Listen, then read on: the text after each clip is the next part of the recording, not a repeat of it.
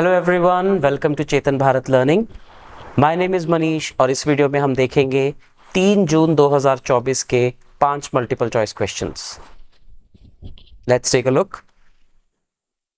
Which among the following combinations are correctly matched. अब इसमें आपको 3 अलग अलग आर्टिकल्स दिए हुए हैं कॉन्स्टिट्यूशन ऑफ इंडिया के, and you have to see whether those combinations are correctly matched और नॉट। आज के न्यूज़पेपर में सिक्किम और अरुणाचल प्रदेश में असेंबली इलेक्शन रिजल्ट्स अनाउंस हुए, तो वो हमने डिस्कस किए थे। So in that context you should know which articles of the constitution provide special status to these states. So article 371A, अगर हम एक बार पहले सारे आर्टिकल्स को देखें, article 371 talks about Gujarat and Maharashtra, यहाँ पे separate development boards. Then 371A talks about Nagaland, B, C, D, E, F, G, H, I, Assam, Manipur, Andhra Pradesh, again Andhra Pradesh, Sikkim, यहाँ पे कंफ्यूजन ना हो, so let me write Andhra because AP also stands for Arunachal Pradesh. So 371F is for Sikkim, then Mizoram, then Arunachal Pradesh, and then Goa. And 371J जो सबसे बाद में add हुआ था इसमें से, that was for the Hyderabad Karnataka region, right? So this was added by 98th amendment. और ये सारे के सारे जो आर्टिकल्स हैं ये पार्ट 21 ऑफ द कॉन्स्टिट्यूशन में मेंशन्ड है, which is temporary, transitional and special provisions. तो अब इसमें से हम देखते हैं which of these combinations are correctly matched. 371A Nagaland, yes. 371F Sikkim, yes. 371H Arunachal Pradesh, correct. तो ये सारे आपको याद करने होते हैं। So correct statements are all of the above, तो D इसका करेक्ट आंसर हो जाएगा। Next, the James Webb Space Telescope has been developed by. The James Webb Space Telescope पे आज एक explained में article आया हुआ है that it has found a galaxy which is 1700 light years away. मतलब अगर लाइट अपनी पूरी स्पीड से ट्रैवल करती रहेगी तो उसको 1700 साल लगेंगे वहां तक पहुंचने के लिए। 1700 light years away, not ago, away. तो वो जेम्स वेब स्पेस टेलीस्कोप ने फाइंड आउट की है। तो जेम्स वेब स्पेस टेलीस्कोप किस स्पेस एजेंसी ने बनाया हुआ है? ESA, that is European space agency, NASA, that is national aeronautics and space administration जो कि US का है, रॉसकॉस्मोस जो कि रशिया का है, और जाक्सा जो कि जापान का है। तो करेक्ट आंसर है नासा। नासा का है जेम्स वेब स्पेस टेलीस्कोप। और भी इसने बहुत सारी अमेजिंग डिस्कवरीज जो है वो की है। Consider the following examples about soft power. आज के न्यूज़पेपर में सॉफ्ट पावर को काफी अच्छे से डिस्कस किया हमने regarding in the context of Gandhi ji and his idea. तो which are the following are examples of soft power? Which are the correct examples of soft power? Soft power होती है जब कोई कंट्री अपनी मिलिट्री को यूज किए बिना अपनी इन्फ्लुएंस को इतना बढ़ा ले कि बाकी कंट्रीज उसकी तरफ अट्रैक्ट हो जाए, बाकी पूरी दुनिया उसकी तरफ अट्रैक्ट हो जाए। तो ऐसी क्या चीजें हो सकती हैं जो किसी कंट्री की सॉफ्ट पावर बन सकती हैं? First is traditional schools of knowledge. किसी भी कंट्री का कोई भी ट्रेडिशनल स्कूल ऑफ नॉलेज, चाहे वो आइडियोलॉजी के लिए हो, for example the idea of democracy यानी कि पॉलिटिकल आइडियोलॉजी, चाहे वो इकोनॉमिक आइडियोलॉजी हो, सोशल आइडियोलॉजी हो, पॉलिटिकल आइडियोलॉजी हो, चाहे वो किसी भी तरीके से मेंटल या फिजिकल हेल्थ को प्रमोट करने वाली हो, for example it can be yoga also, it can be traditional schools of medicine also, anything.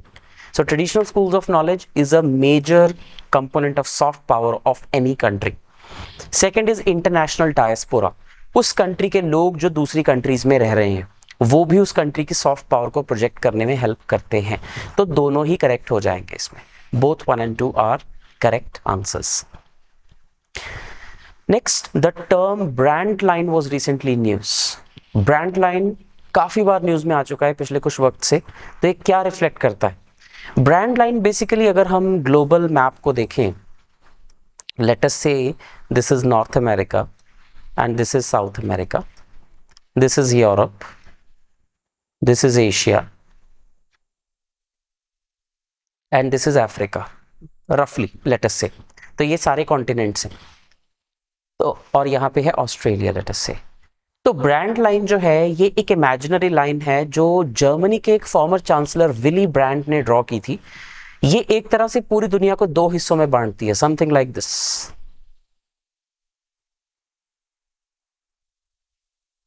इस तरह से ये ऑस्ट्रेलिया के ऊपर से होकर घूम जाती है।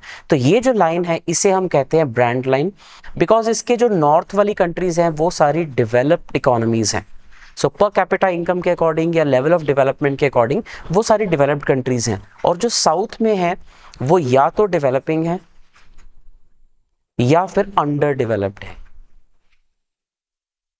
तो बहुत ही हैरानी की बात है ये कि हम इस तरह से एक सेग्रीगेशन कर पा रहे हैं which is more than 99% of the times correct. यानी कि geography can be a determinant for how rich और how poor a country is, इस तरह की एक ऑब्जर्वेशन है। तो इस लाइन को कहा जाता है ब्रांड लाइन, जो कि ग्लोबल नॉर्थ और ग्लोबल साउथ में डिवाइड को शो करती है। तो आज के न्यूज़पेपर में जब हमने voice of the global south summit discuss की थी तो उसमें मैंने आपको बताया था। तो ब्रांड लाइन इज, तो इसका ऑप्शन हो जाएगा D, the boundary line separating northern developed countries from the southern developing and underdeveloped countries. So D is the example of brand line. Next, Notapa, recently seen in news, is what? Is it a virus causing rare brain infection? Is it a period of intense heat? Is it an extinct species of snakes? Or is it a festival celebrated in the northeastern India? Notapa क्या है? नौ का मतलब 9, तपा का मतलब कोई चीज जब तपती है यानी कि बहुत गर्म हो जाती है, hot. So it is 9 days of intense heat wave in the northern India, जिसको कहा जाता है नौतपा। तो इसका आंसर है बी।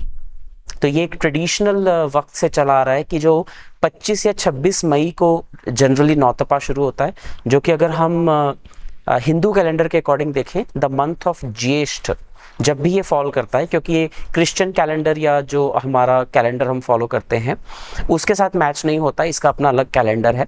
तो जो भी ज्येष्ठ का महीना होता है जो यूजुअली मई और जून में होता है, उसके पहले 9 दिनों को कहा जाता है नौतपा।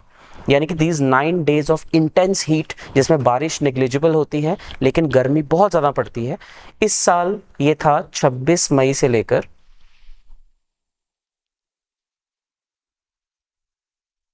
2 जून तक, राइट, 2-3 जून तक। So these were the 9 days of Nautapa this year in India. So B is the correct answer. ऐसा ही एक कॉन्सेप्ट सर्दियों में भी होता है जो स्पेशली जम्मू एंड कश्मीर में ऑब्जर्व किया जाता है, उसे कहा जाता है चिल्लई कला। चिल्लई कला। सो दिस इज, कला means 40 days, Chillai means winter chill या कोल्ड वेव। तो 40 days of intense chill in the Kashmir valley, जब हर चीज जम जाती है, बेसिकली वाटर पाइप्स जम जाती हैं, डल लेक जम जाती है, इसे बोलते हैं चिल्लई कला। और period of intense cold for 40 days। तो जैसे वो एक एक्सट्रीम कॉन्सेप्ट है, वैसे नौतपा का कॉन्सेप्ट भी एक एक्सट्रीम कॉन्सेप्ट है। That is all for today's newspaper. Thank you so much and take care.